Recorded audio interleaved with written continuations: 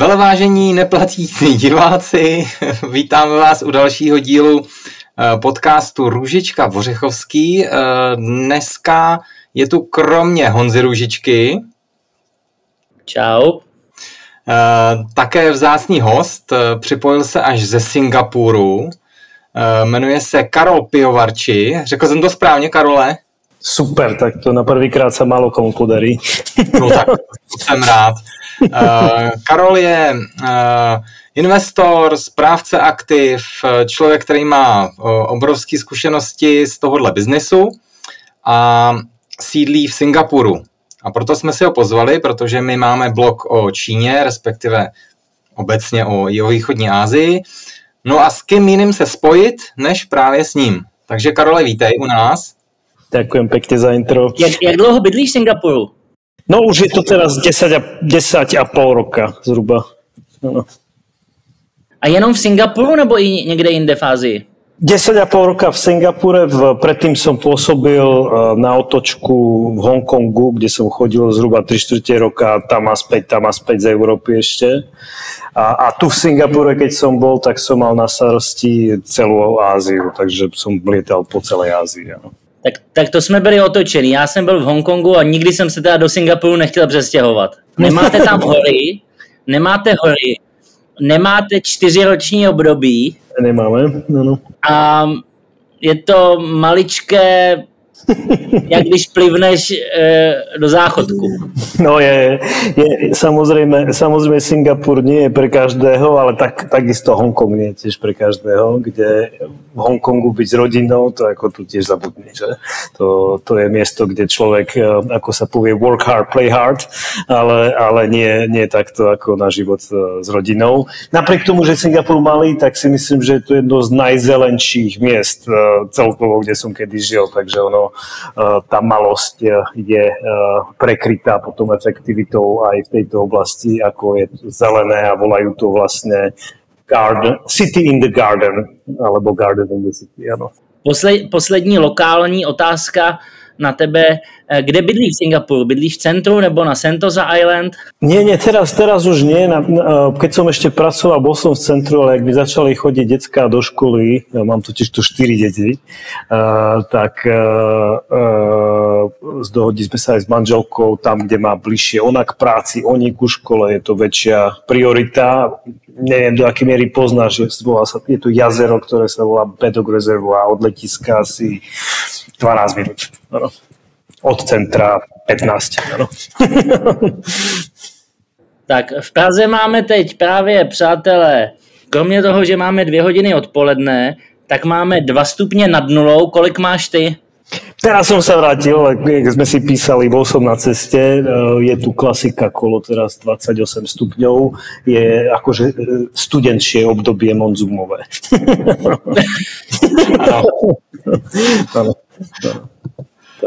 Takže celý rok rovnako je. Sme na rovníku, takže to poznáš, chodíš tu často.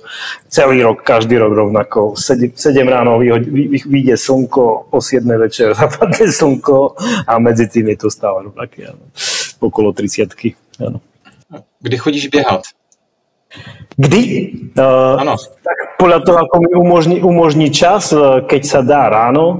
Deckám tu začína škola veľmi skoro. To je ako, že deti tu sú v škole, musia byť už 7:15.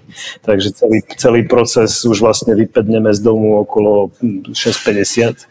A ja ich odnesiem do školy a potom si to buď zbehnem alebo na bicykli, alebo potom k večeru. Zvykol som si tak, že mne ani nie je problém to robiť aj počas, akože, neurobil som to o 12, ale takže o 4, o 5 nie je problém. A sedíš spíš prostě v Singapuru u počítačů nebo hodně cestuješ? Takto hodne som cestoval, kde COVID ma zmenil, musím povedať. Predtým som cestoval 5-6 krát do mesiaca a teraz to už nedávam. Ani sa mi nechce, musím takto povedať, áno, takže kde teraz cestujeme 2-3 krát. kde aj tá práca z domu zmenila všetko. To znamená, že pri počítači áno, ale ten počítač môžete mať na 150 iných miestach po celom Singapure. Keď si potrebujete ísť k gymu, tak robíte to pri gyme. Keď potrebujete na pláž, tak idete na pláž a tým pádom človek ako nemusí sa cítiť, že musí chodiť do nejakého ofisu a robiť to. A ty jsi aktivní investor, nebo prostě... Áno, som silný propagátor aktívneho investora, aj keď štatisticky to ide samozrejme proti všetkým nám, že stačilo napankovať S&Pčko alebo Nasdaq a nemusíte robiť nič, ale ja som opačný prípad, kde áno, aktívny investing je naša mantra a zároveň aj diverzifikovaný, to znamená nie len zapísané tituly, nie len akciové trhy, respektíve dlhopisy, ale aj práve privátne trhy, respektíve aj real estate markets. Super. Tak pojďme na to. Dane, pojď na to. Tak já startuju první otázku teda. My tady v Evropě nemáme zrovna nejlepší období. Rostoucí ceny, evropský automotiv, teďka se na nás valí nejenom stávky, že jo, ale i propouštění a tak dále. Roste odpor proti Green Dealu. Celkově ta spokojenost, myslím si, i ta nálada mezi lidma není nejlepší v celé Evropě. Tak jak to je v Singapuru? Jak to je mezi lidma hospodářsky? Jaká je situace? Tak samozrejme Singapur je do určitej miery výnimočné miesto. Ide o mestský štát, to znamená, tá dynamika hospodárstva je úplne iná. Počujete ma lepšie teraz takto? Áno.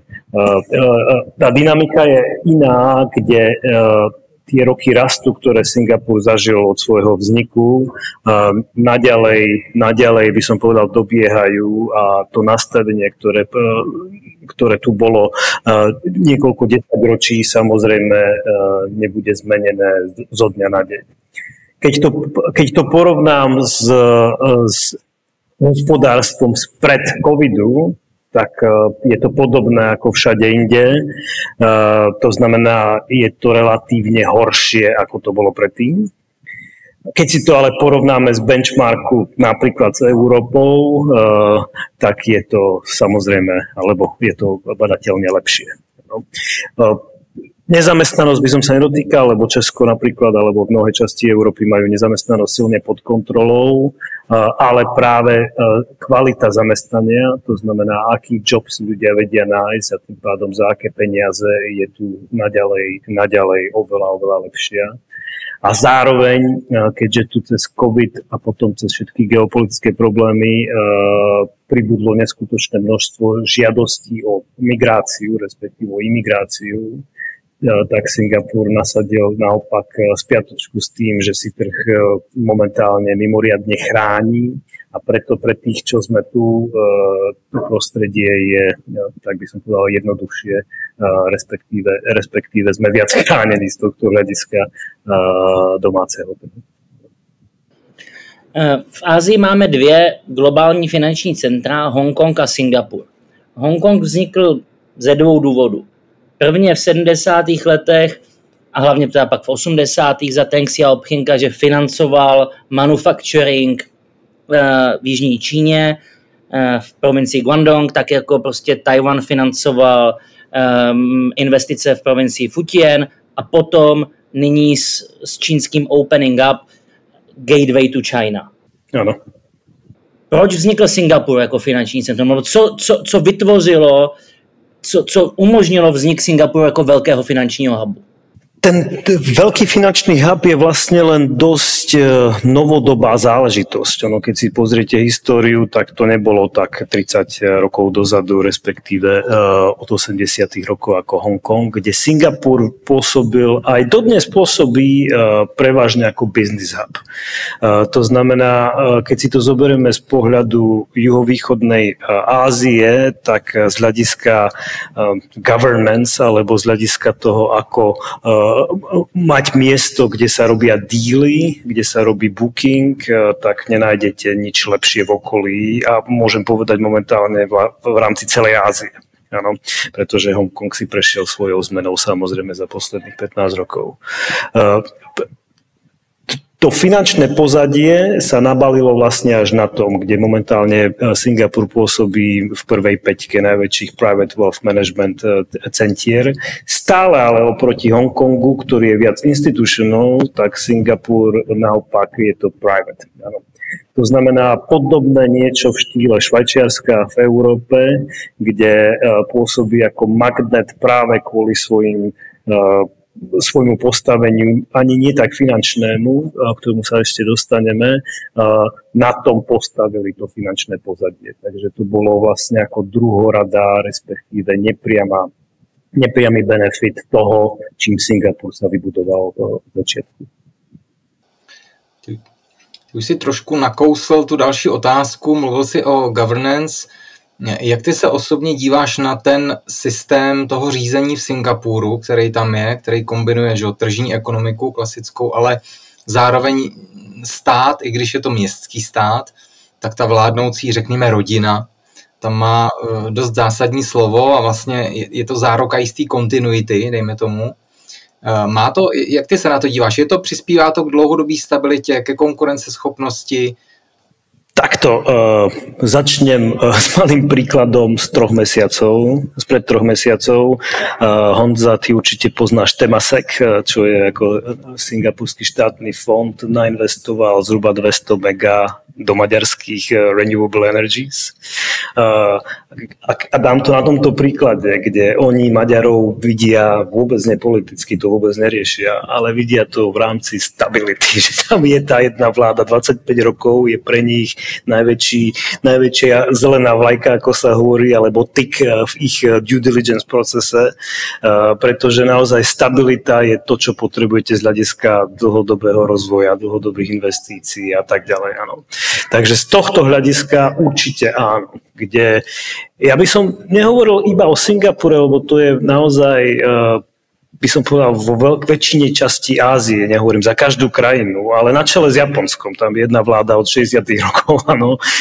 Keď si zoberieme Kóreu južnú, tam je 15 rodín, ktorí manažujú celú Kóreu, áno. A tak je to v každej krajine, kde na jednej strane, áno, môžeme sa tu baviť o liberálno-demokratických hodnotách, ale na druhej strane naozaj tá záruka stability a potom vzťahu, či už je to občanov, alebo aj biznisu k autoritám, respektíve ku vláde a k štátnym inštitúciám je úplne niečo iné.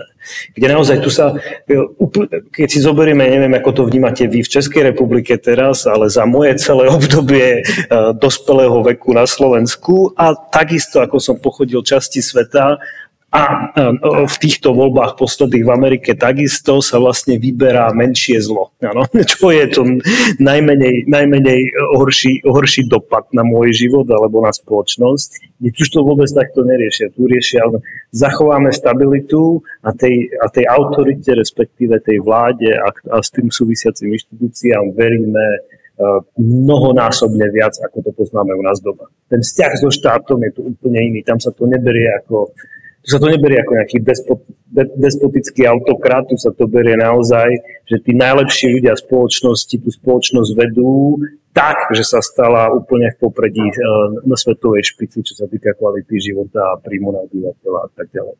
Takže úplný rozdiel, kde oni sa na nás dívajú, veď to poznáte, vy ste v Ázii trávili svoj čas, oni sa na nás pozerajú, ako vy ste ešte vo vývojových stupniach trošku nižšie. Vy ste trošku viac rizikoví a viac uletení a príliš liberálni. Tu konzervatívnosť hraje svoju hru a sú na to pyšní. Naprosto s tebou souhlasím. Vlastně je to paradoxní. My máme pocit, že asijské země jsou levicově komunitaristické, ale oni jsou vlastně konzervativní. Velmi zjednodušeně. Včetně Číny. Můžeme se samozřejmě bavit Xi Jinping druhé období a tak dále, ale myslím, že konzervatismus je všem spojený. Já mám otázku na investiční strategii Singapuru. Ty jsi zmínil Temasek, je tam pak GIC. V podstatě Singapur, podobně jako Norsko nebo arabské země, je lídr v tom, co nazýváme suverénní fondy. na rozdíl od Norska, kde prostě jsou to peníze z benzínu, tady si na to vydělali sami. A tím, jak jdou, já bych to nazval Maslowova pyramida investic, to znamená, když už mám ty peníze a mám finanční centrum, tak je reinvestuji do něčeho jiného. A teď v podstatě Singapur má své ministerstvo technologií a státního tajemníka pro umělou inteligenci a má svůj slavný Singapore Fintech Week a má regulatory sandbox na fintechové firmy, věnuje se kryptu, ale stejně tak zdravotnictví, renewables. To znamená, Singapur za 10, za 20 let. Co bude ten tahoun toho růstu? Bude to pořád Downtown a Standard Chartered a 10 bank? A nebo to může být něco jiného? Takto, ono opäť, tá finančná sféra alebo sektor nie je príjm ani teraz. To, že to vidíme na singapurskej burze, kde prvé 3-4 banky sú najväčšími ťahunmi, čo sa týka volumes, je pravdou, ale čo sa týka sektorového rozdelenia dopadu alebo vplyvu na HDP, tak ku podivu je tu naďalej electronics, áno? To znamená, či sú tu komponentní hardwareové alebo služby okolo toho, alebo softwareové, alebo SAS, sú naďalej príjmom. Keď len nedávna štatistika ukázala, čo som bol totálne prekvapený, že Singapur je druhým najväčším odberateľom NVIDIA čipov na svete. Po Spojených štátoch. Tak si predstavte, malý 30-40 kilometrový ostrov, áno, kde on od začiatku naozaj bol vytvorený ako hub a správne si to pomenoval, tu nikdy neboli prírodné zdroje, áno, z hľadiska veľkosti a z hľadiska vzťahov s okolitými susedmi či krajinami. Preto oni to aj hrdo nazývajú, našim jediným a najväčším zdrojom sú ľudia.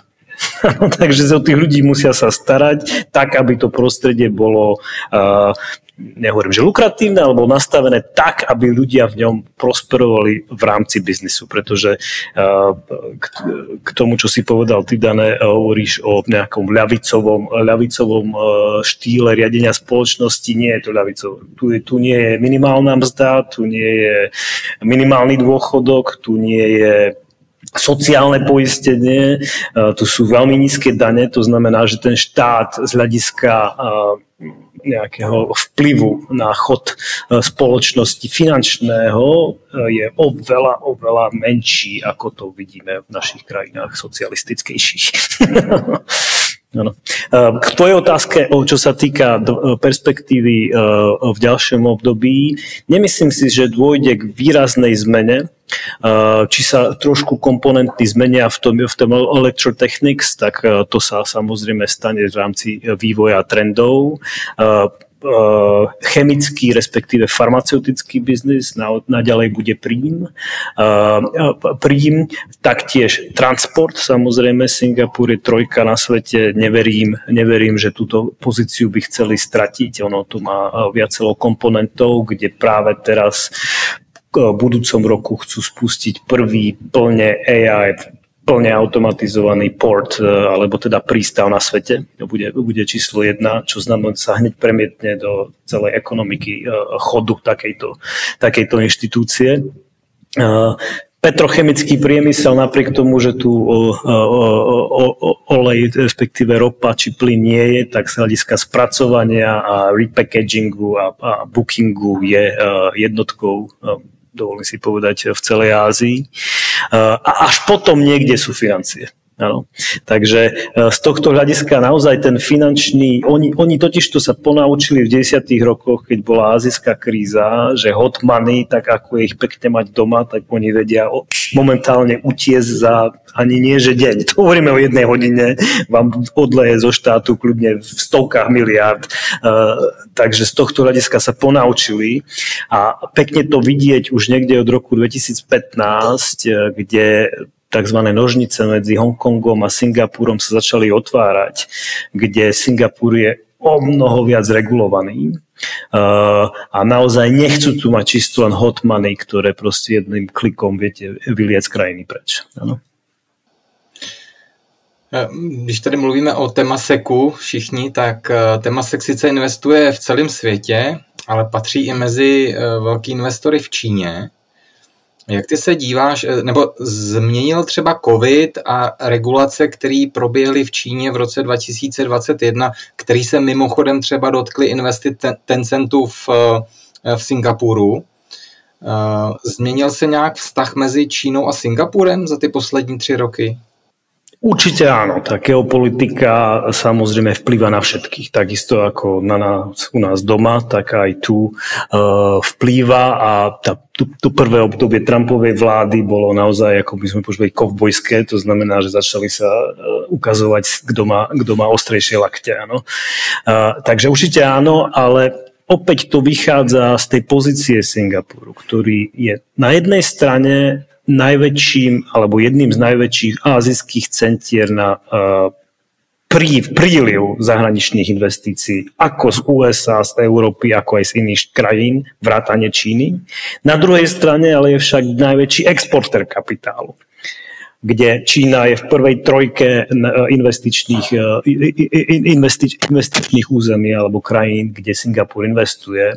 Ono, neviem, či poznáte, možno ty áno, Honza, pri Šangaji je zhruba 2,5 hodiny mesto Suzhou, ktorá je free trade zone, ako majú ich niekoľko v Číne, ktorá patrí celá Singapuru. Tam je nainvestovaných desiatkách, keď nie stovkách miliárd singapurských. A oni takto investujú po celom regióne momentálne najviac vo Vietname, kde si dohodnú na vládnej úrovni proste, že na tomto území bude, nehovorím platiť singapurský zákon, to nie, ale budú to podmienky, ktoré sú iné ako v celej krajine, tak, aby sme mali my dostatočnú dôveru, že tam môžeme naliať takéto obrovské peniaze na tak dlhú období, lebo to sú všetko priemyselné parky a podobne, ktoré tam stoja potom desiatky rokov.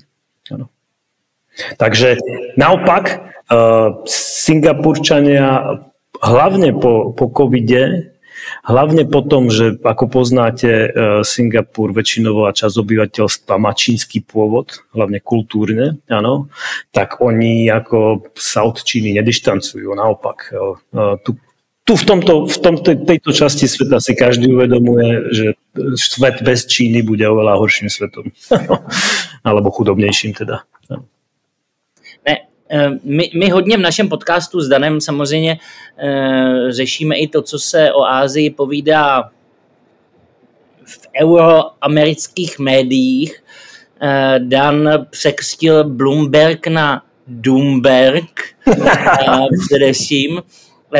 Je pravda, že tak jako bylo nějaký období, kdy Asie byla meka na Bloombergu, v Reuters, ve Financial Times, tak vlastně teď se to úplně celý přetočilo. To by the way není, já jsem se, Dane, díval nejen na Čínu, ale obecně tou deglobalizací nebo rozklížením světa. V podstatě dneska všichni říkají, Asie není sexy, nacionalismus, populismus, je to prostě jeden velký průšvih, podívejte se, premiér Modi, to není náš kamarád, kdo ví, jak to bude z jihovýchodní Asií. Pojďme všichni investovat do Spojených států, když to zjednoduším. By the way, dobrý marketing. Kdybych já seděl na Department of Commerce, 300 metrů od Bílého domu, dělám to stejně. By the way, seděl jsem teď tady v Praze na nějaké komisi, kam mě pozvali, myšleno vládní komisi, a říkám, jestli máte 200-300 milionů korun na zbyt, tak co s nima můžete udělat je, dejte do světových novin, že Česko je super bezpečná země. Myšleno osobní bezpečnost. To tady nikdo o tom nemluví, jak tady to je bezpečný, že tady prostě můžeš poslat svoje 7letý dítě autobusem do školy a nic se mu nestane. Jo? Neumíme bohužel jako Češi dělat marketing. Anyway, prostě teď už nejsme v době Bloombergu, ale Doombergu. Ty jako aktivní investor v Číně, jak vidíš její makrosituaci? Tak je tu veľká obsiahla otázka samozrejme a opäť, tak ako si sa opýtal na Singapur, tak samozrejme už to nie je to, čo bývalo pred covidom, áno? Alebo ešte to nie je. A teda situácia je úplne zmenená a to, čo fungovalo predtým, nie všetko funguje teraz. Áno. Z hľadiska ale makra ako takého, keď si zoberieme potenciálne takzvané tailwinds, alebo teda príležitosti, tak spotreba vnútorná Číňanov, práve čínskych produktov je to ten najväčší trh, respektíve ten najväčší potenciálny boom, ako si vieme zažiť. Na čele, neviem, či ste niekedy sledovali čínske alkoholové spoločnosti, výrobca alkoholu v Číne, tak tam to krásne vidieť, ako rastie či už spotreba, ako aj príjem na obyvateľa, keď míňajú čím viac, tak ako my, na tým kvalitnejší a drahší alkohol. Veľmi dobrý ukazovateľ, pretože to nie je nevyhnutný typ spotreby. Ano. Takisto, keď si pozrieme traveling. Ano. Všetci tí Číňania, ktorí behali po svete, ktorí stále behajú a Japonsko na tom zarába najviac. Ano. Celý akože prípad Japonska o tom, ako sa mu darí za posledné 3 roky, je postavený vehementne na čínsky kapitálu a na čínskej spotrebe. Ano. Tak z tohto hľadiska, keď teraz ten protekcionizmus samozrejme hrajú aj oni doma, tak ten nárast potreby po domácich produktoch je signifikantným trendom. Vrátim sa teda k tomu cestovaniu. Cestovať v rámci Číny momentálne, kde majú úžasnú infraštruktúru, ako ste sa už niekoľkokrát zmenili, je teraz naozaj boom sektorom, ktorý je stále na nízkej báze. To znamená, že to ešte má, tak ako u nás každý bol v Paríži alebo v Miláne už 100-krát, tak tam to ešte len začína, kde východočíňan sa ide pozrieť na západnú, či do západnej alebo strednej časti Číny. Ano. A tu máte miliardové obyvateľstvo, ktoré takto bude cestovať a podporovať cestovný ruch. S tým súvisí samozrejme aj preprava ako taká, tak na čele s čínskymi železnicami alebo lodnou dopravou, tie sú plné topky a myslím si, že sme veľmi blízko, keď začnú používať svoje vlastné lietadlá, respektíve aeropriemysel už na komerčnej báze vo väčšom, ako sme boli teraz zvyknutí. A k tomu, keď si to zoberieme z hľadiska technológií, tak je to jediný rival amerických technológií, ktoré na svete poznáme. Ano. Keď si to zoberieme, ako si spomínali, Tencent, Alibabu, Kuaishou alebo Meituan a tak ďalej, sú firmy, ktorých sa nám v Európe ani nesníva. Ano. To dobre poznáte, možno lepšie ako ja. Takže z tohto hľadiska naozaj tam stále veľa priestoru, kde je ešte veľký potenciál na rast. Že z hľadiska zahraničnej situácie, respektíve geopolitickej situácie, môžu im nejako uberať z exportu. V dlhodobom hľadisku možno áno, ale práve tu, kde sme, čo ste videli, predpokladám aj vy posledné čísla, je to naopak. Čím väčší protekcion zo strany Európy a Ameriky, tým viac predávajú v tom tzv. South koridore, alebo v tom rozvojových krajinách. Dneska som na to pekne čítal, no vlastne, že Číňania dotujú, respektíve štátom podporujú niektoré svoje segmenty. Áno, samozrejme, no každý to robí. Netreba sa vôbec diviť. A teraz, keď máte takýto dotovaný produkt, ktorý neviete predať v Európe a neviete predať v Amerike, tak samozrejme ho chcete predať niekde inde. A preto ten vplyv čínskej ekonomiky, respektíve čínskych produktov a služieb v ostatnej časti sveta, okrem Európy a Ameriky, rastie vehementne. Videli ste, predpokladám, tento víkend otvorenie portu v Peru. Áno. V Peru, takže tá prepojenosť nie západného sveta s Čínou rastie. Áno. Naopak ale import produktov práve z Európy a z Ameriky klesá. Áno, takže celá tá definícia, respektíve celá tá téma o tom, že Čína je investovateľná, respektíve má veľké problémy, je veľmi nadnesená. No, ja by som povedal takto, v Európe by sme chceli mať čínske problémy. Lebo keď si zoberiete miliardovú krajinu, keď rastie 4-5% ročne, áno, už to nie je 10, ale kedy Európa naposledy rastla 4-5% ročne? A hlavne na domácej spotrebe. Takže z tohto hľadiska a exporte. Takže z tohto hľadiska nie som vôbec až tak, ako sa povie bearish, respektíve taký doom ako Bloomberg. Nemalujeme si ale na druhej strane ružové okuliare. Nie je to, čo bývalo. Je tu kopec rizík a treba to brať ako diverzifikáciu, netreba do toho naliať všetko, čo máte samozrejme, ale ignorovať takúto ekonomiku, ako je Čína, si neviem predstaviť v momentálnom nejakom portfóliu inštitucionálneho alebo profesionálneho investora.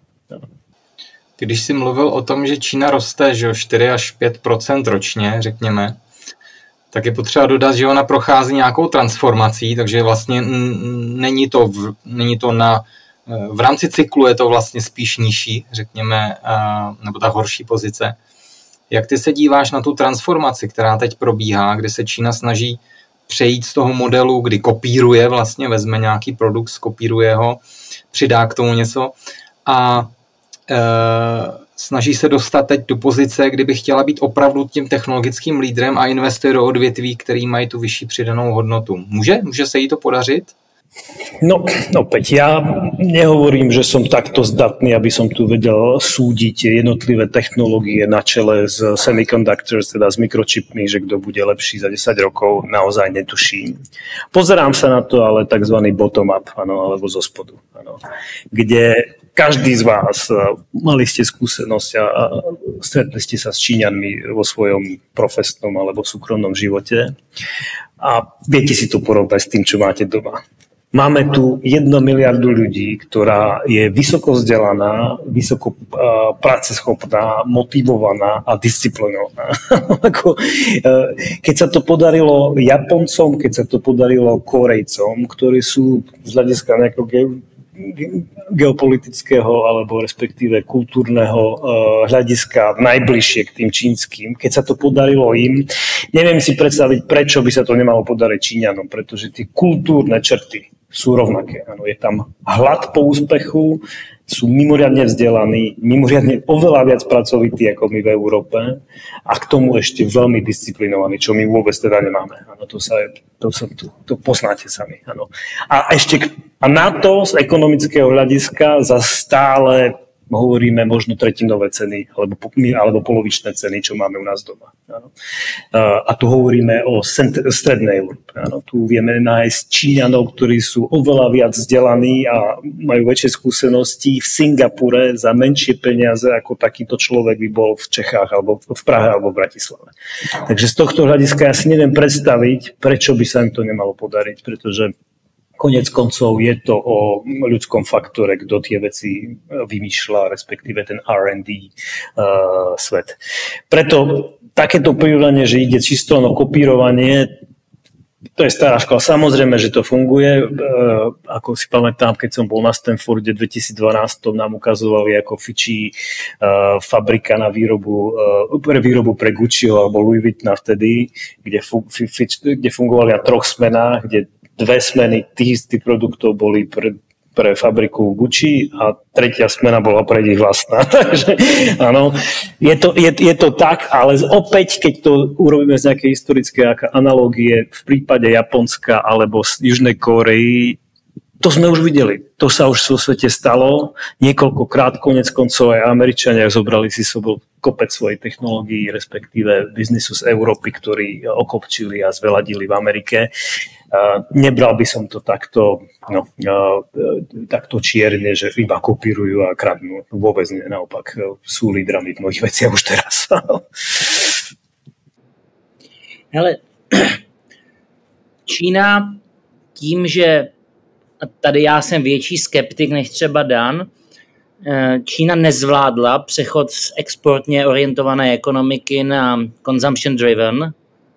Já jsem měl tu čest se osobně účastnit toho pokusu, který nevyšel. Už dávno to nejsou, já to říkám vždycky jako vtip, protože to už dávno je myšleno 30 let, už to nejsou trička, ale už to nejsou ani 5G sítě Huawei, ale jsou to ty produkty, o kterých jste teď kluci mluvili, to znamená čipy, elektronika, autáky. Tím, že to je exportní, tak se to někomu musí prodávat a ideálně někomu, kdo má peníze. Peníze jsou v Americe, peníze jsou v Evropě.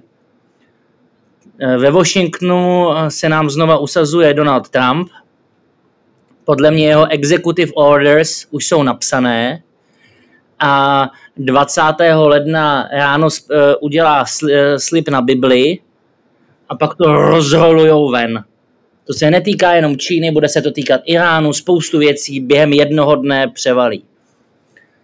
Za mě je velkou neznámou podle mě pořád, co bude dělat s Ukrajinou, to je jeden extrém, podle mě je hodně známo, co bude dělat s Iránem. S Čínou je to pro mě paradoxně někde mezi. Trump hodně přemýšlí nad tržními signály, to znamená hodně přemýšlí na to, co říká trh. Zároveň jeho pobočníkem se stal osobní přítel premiéra Li Qianga. Ano, mám na mysli Elona Muska, příjemce dotací čínské lidově demokratické vlády. Ano. A samozřejmě ta interdependence mezi Amerikou a Čínou je obrovská. Ale řekněme, že Trump tu obchodní válku odpálí. Co ty si myslíš, že Čína bude dělat? Ještě víc se regionalizuje směrem do ASEANu, směrem, nevím, do Latinské Ameriky, nebo naopak tu energii vhodí do toho střetu s Amerikou? Takto. Opäť to môj názor, áno, nemôžem tu samozrejme podložiť ho faktami na univerzitnej pôde, ako vy, kde ten bottom-up princíp z toho kultúrneho hľadiska Číňania nepôjdu hlavou proti múru alebo hlavou proti hlave proti nikomu. To je pre nich akože totálne no-go, kde sa dá zradiť, tak tam treba byť opatrný. Áno. Takže nemyslím si, že pôjdu hneď vytasiť svoje kolty na Trumpové kolty. Áno. Naopak. Myslím si, konec koncov, toto už je druhá vláda Trumpa, takže už mali čas trochu sa na to pripraviť.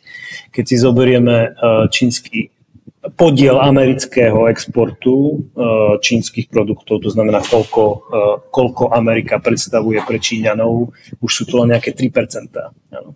To znamená, už to nie je ďaleká takáto závislosť, ako to bola predtým. Stále je to nominálne v triliónoch a keď sa k tomu pridá Európa, prepáčte, v 500 miliónov, keď sa k tomu pridá Európa, tak to bude v triliónoch, takže si nemôžu dovoliť Číňania to stratiť zo dňa na deň, to nie. Ale že by nerozmýšľali o pláne B a hlavne už sme na tom ponaučení práve na ukrajinsko-ruskej vojne.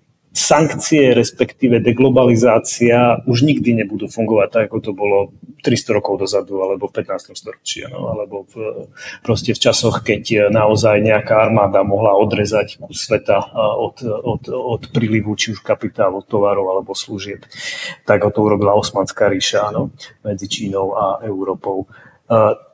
Neviem si predstaviť, ako by svet fungoval vrátane Európy či Ameriky bez Číny a naopak Čína bez sveta. Takže nemyslím si, že to bude musieť robiť inými spôsobmi, sofistikovanými a samozrejme sú to do toho potom vstupujú tretie krajiny, ktoré budú fungovať a zároveň, že niektoré firmy pôjdu priamo čínske firmy pôjdu priamo do USA robiť svoju manufacture, respektíve výrobu tam, si myslím, že sa stane a na tom nie je nič zlé.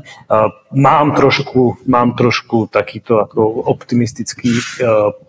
optimistický scénár, kde by som chcel vidieť Trumpa ako dealmakera. To znamená menej militantného a viac poďme urobiť deal. A tie deally môžu byť strašne ťažké a negociácia úplne vo všetkých médiách s najhoršími menovkami, ale je to stále lepšie ako nejaká otvorená hlava proti hlave vojna. Takže dúfam teda, aj keď vyhlási tarify, tak ten dopad bude oveľa menší. Čítal som to práve niekedy z tých podiel čínskeho exportu v Amerike nejakých 14%, že by tu malo klesnúť niekde okolo 10-9. No, je to samozrejme o 40% alebo viac menej, ale nie je to proste pecka, ktorá akože teraz postaví hlavu proti hlave.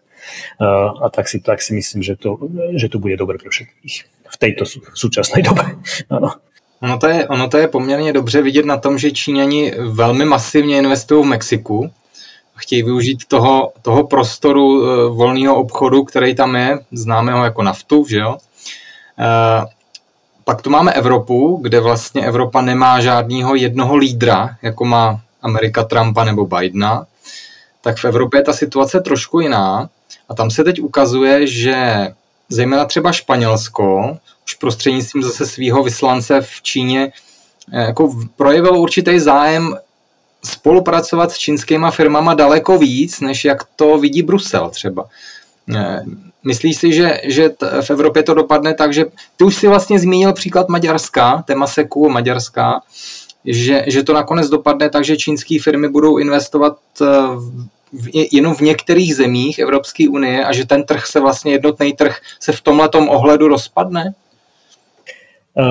Ja nie, že si to len myslím, ale ako sa povie, môžem to dokázať činmi. Firma, ktorá je mojou, sa volá Eurasia a myslím si, že prepojenosť Európy s Áziou bude týmto rásť. Pretože ono, keď si to zoberiete z hľadiska, ten svet nie je až tak veľký, kde inde. Ako keď z pohľadu Európy, alebo aj z pohľadu Ázie. Teraz nemyslím len Číňanov. No kde inde môžete hľadať takúto príležitosť, takýto potenciál trhový, ako práve medzi nami. Ano. Kde silne dúfam, že Európa aj keď to bude cestou určitého protekcionu nacionalizmu a teda určitej bolesti, keď to môžeme takto nazvať, tak pochopí, že bude musieť hrať svoju hru suverenne so štátmi, s krajinami, s partnermi, ktorý si vyberie sama. Áno. A ono, to, čo tvrdí Brusel, jedna vec, ale to, čo robí každá krajina, je úplne druhá. A tu v Singapure to je vidno. Tu sú Nemci, tu sú Francúzi, tu sú Taliani a z každej časti sveta sú tu zastúpené či už firmy, alebo priemyselné inštitúcie, či asociácie, ktoré hrajú túto hru a vedia, že sa to bez Číny nebude dať v tejto časti sveta. No. My všichni tři máme nějaké peníze v Asii, nějaké peníze v Číně. Dan v Číně investuje úspěšně, já v Číně investuju velmi neúspěšně. Moje nejhorší investice, kdy já to otevřeně říkám, abych získal investorskou pokoru. Vypadol si mi teraz. Ano, mě taky. Tak Honza se odpojil, tak já dokončím tu otázku, kterou my jsme měli připravenou. Honza pak, když tak doplní, co teda byla jeho. A už je tady, tak můžeš doplnit, jaká je tvoje nejhorší investice? Vidíte, začal jsem dívat na Čínu, hned mě odstřihli. Ano. Už je tam nějaký bod, ano. Ne, já to říkám vždycky veřejně, protože to beru jako svoji investorskou pokoru, že jsem si dvakrát v životě jsem si myslel, že vím všechno o té firmě. Jeden příklad byla Alibaba a druhý příklad teda byla Moderna, firma na vakcíny. Tak tam jsem si dvakrát myslel, že vím všechno a nevěděl jsem. Každopádně, když se povíme o tobě, máš peníze v Číně, geopolitika je zeitgeist, prostě neutečeme jí.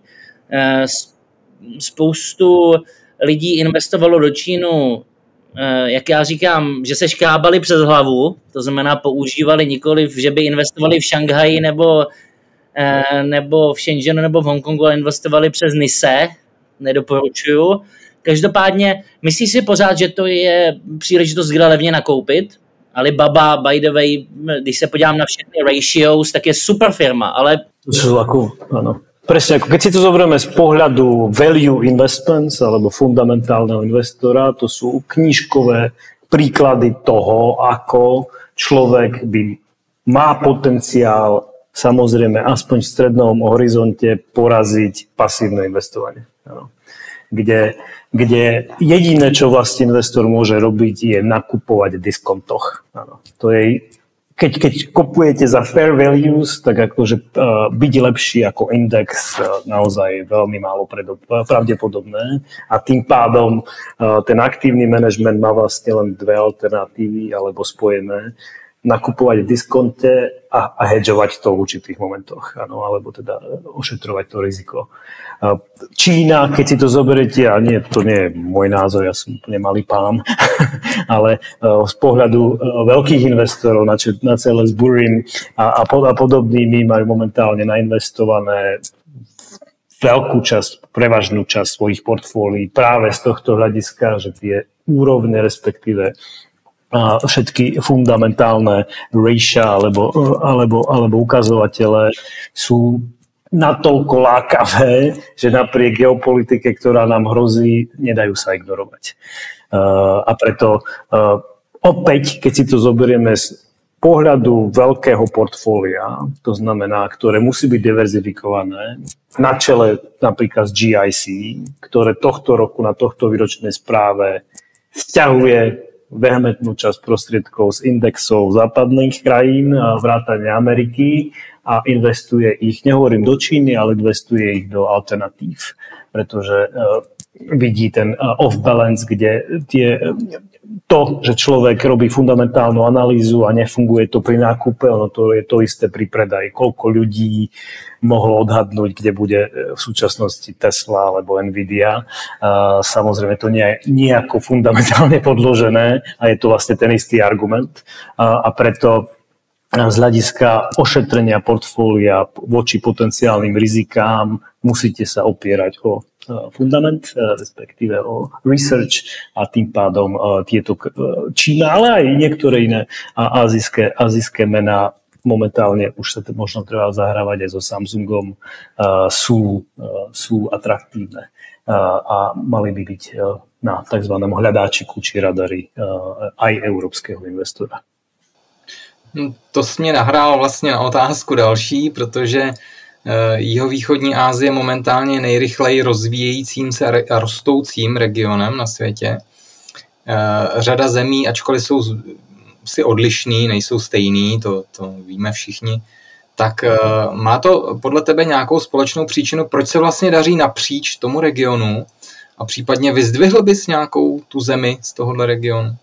Samozrejme, a je to jeden z veľkých dôvodov, takisto prečo som v Singapure, pretože ste v takomto hube, ktorý je safe a kde proste sa darí rodine a tak ďalej, ale tá juhovýchodná rozvojová časť je tam, kde je naozajstný rast a potenciál.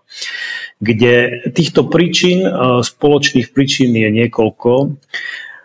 Najmä je to presne z geopolitického hľadiska tzv. China plus one policy. Ano.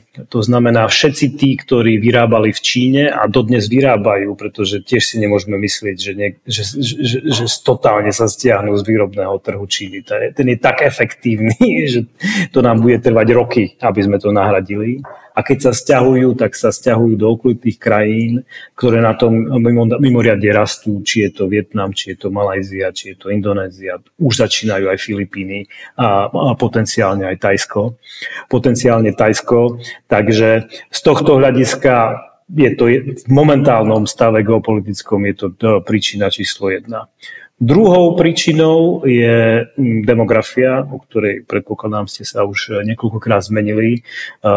Naozaj hovoríme tu o mladej populácii, ktorá naďalej rastie, ano, kde častokrát viac ako 40, niektorých prípadoch dokonca 60% obyvateľstva sú pod 40 rokov, ano, čo je ohromná palebná sila alebo pracovná sila. Do toho tento ľudský faktor je mnohokrát obohatený práve tou kultúrou, to znamená, ľudia sú disciplinovaní, pracovití, nie je tu socializmus v týchto krajinách, tým pádom musia pracovať, nemajú sa na čo spoľahnúť, ale už aj je tu vysoká miera vzdelania. Nehovorím teraz o Číne, hovorím tu naozaj o juhovýchodnej Ázii, či je to Malajzia, či je to Vietnam, či je to Tajsko. Tu hovoríte o stovkách miliónov ľudí s vysokým vzdelaním. Takže tieto tri kombinácie, ktoré zakončím posledným ekonomickým faktorom, ako sa hovorí nízka báza alebo nižšia báza, kde v týchto krajinách priemerný plat častokrát je menej ako $200-300 mesačne. To znamená, ten priestor na rast je neuveriteľný. Keď si zoberiete teraz európsky podnik, ktorý chce zamestnať inžiniera v tejto krajine a dá mu $600 mesačne, tak on je úplne happy, vy ste úplne happy, on vlastne zarobil 2-krát toľko a vy ste ušetrili 3-krát toľko, alebo 4-krát toľko. Ano. Takže z tohto hľadiska kombinácie týchto faktorov je najväčší dôvod, ktorý si opravte ma, keď sa milím, ale v porovnaní s ostatnými emerging markets, ako je Afrika či Južná Amerika, takýto mix nenájdete nikde inde. Ano. Poslední otázka za mě. vlastně ona je s tím spojená. Ve střední Evropě nemyslím si, že je mnoho investorů, kteří by dělali jihovýchodní Asii. Pokud dělají Asii unblock, tak je to podle mě přes NISE a bude to Alibaba, Tencent, pár dalších. Možná Meitu and Dianping. Anyway, když ty bys doporučil něco retailovému investorovi ze střední Evropy, v jihovýchodní Asii, co jsou trendy, nebo možná firmy, na které se podívat, nebo technologie, které letí? Takto, retail veľmi asi nie, pretože naozaj tam musíte mať diverzifikáciu. Keby ste teraz ako retail povedali, máte ušetrených 10 000 eur, kde mám vraziť 10 000 eur, tak určite všetko do Ázie, alebo niekde inde by som nedoporučil. Preto tu hovoríme o portfóliách, ktoré sa už dajú diverzifikovať, ano? Kde kľudne 1/3 vieme hovoriť o alokáciách týmto smerom. V prvom rade hovoríme o menovej diverzifikácii, kde práve singapurský dolár ukázal od roku 2020, že je jedným z najlepším diverzifikantom voči euru, či už vo vzťahu k americkému doláru, alebo k iným menám, alebo napríklad k juanu, alebo hongkongskému doláru. Áno, ale už samozrejme k jenu, japonskému, to sme všetci lepšie. Takže to je prvá diverzifikácia, že expozícia do singapurského doláru je naozaj niečo, čím si viete ošetriť svoje riziko eura voči americkému doláru. Ano.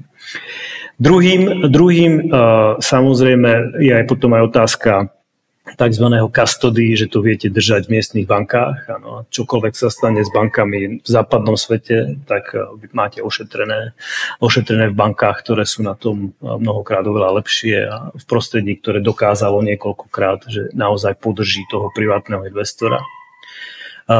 Tretiou potom sú samotné investície, kde v emerging markets sa predovšetkým investuje cez dlhopisy a nie cez akcie. Dlhopisy a nie akcie, pretože akciový trh ako taký nie je rozvinutý a je to problém governance.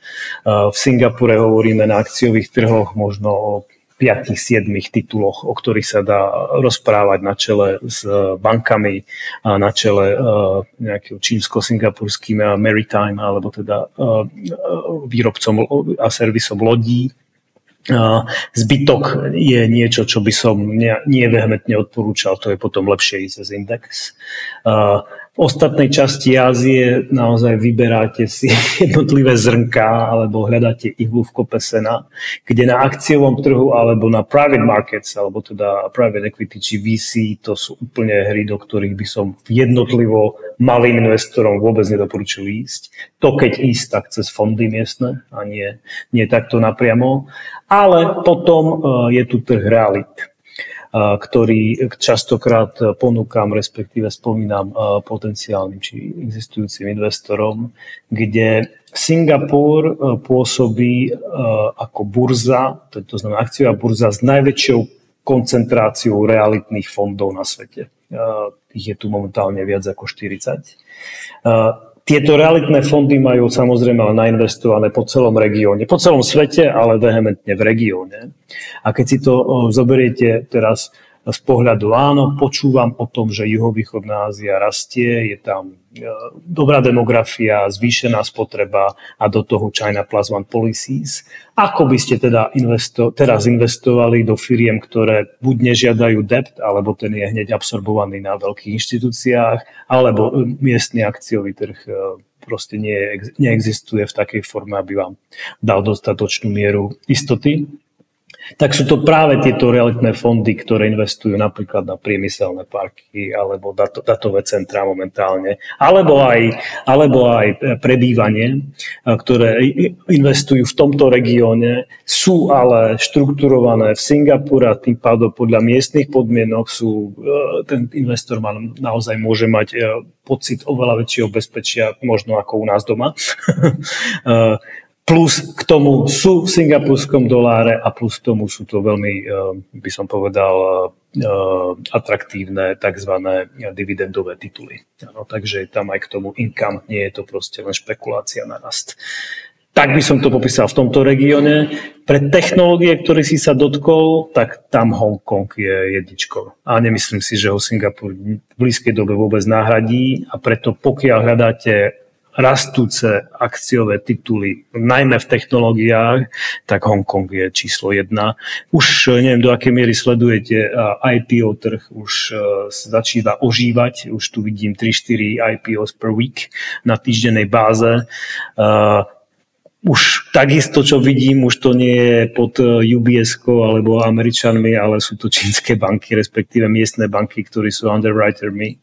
Takže to už má naozaj čím ďalej, tým viac ten diversifikačné špecifikum a teda je to nekorelované k tomu, čo máme či už v Amerike alebo v Európe. To mimochodem je zajímavý, že v Hongkongu teďka je připravený úpis poměrně velkého množství akcí, což je neobvyklý, protože doteď to tam klesalo, ale najednou jakoby nastala nová vlna. Plus druhá věc, spousta čínských firm jde na IPO do Ameriky, jako byl třeba Horizon Robotics, což je trošku zajímavý, asi to souvisí s tím, jaká do Hongkongu přijeli auditoři z Ameriky a zjistili, že vlastně účetnictví čínských firm je v pořádku, řekněme. To opravdu za těch 10 let výrazně změnilo, takže s tím nemají problém. Ale poslední otázka. Singapur, ačkoliv vlastně dominantně, řekněme, čínsky mluvící, tak je tam silná komunita Indů. Jak ty se díváš na ten názor, že Indie bude novou Čínou?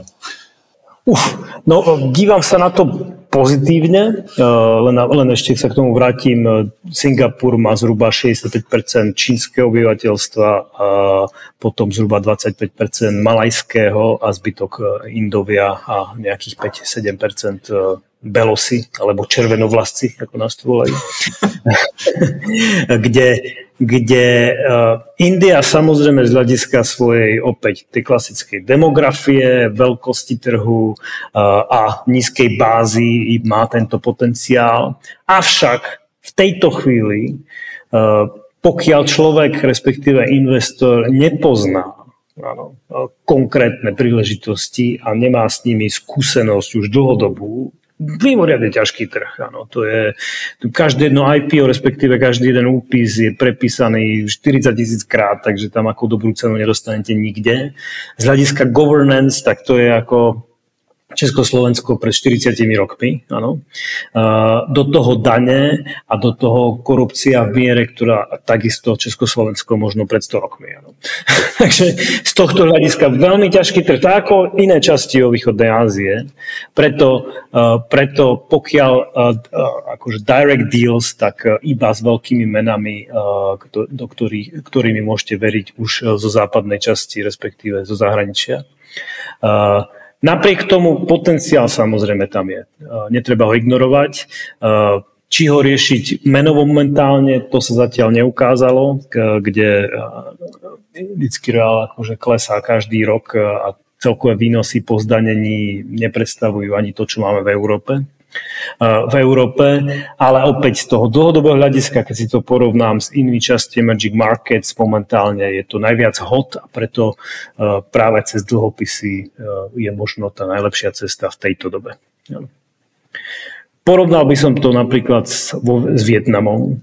Dal by som to, kde už Vietnam ukazuje vo väčšej časti, že je viac investovateľný ako India. Perfektní. Tak asi děkujem. No, moc děkujem, že jsi k nám připojil a někdy určitě zase se ozvem, protože takovýhle informace tady v podstatě neuslyšíme. Kedykoľvek. Na viděnou v Singapuru. Tak presne som chcel, dúfam, že vás tu skoro uvidím a keď prídete, tak určite dajte vedieť. No my jsme domluvení. Měj se, Karole. Ahoj. Ďakujem pekne. Děkujeme moc. Ahoj, ahoj.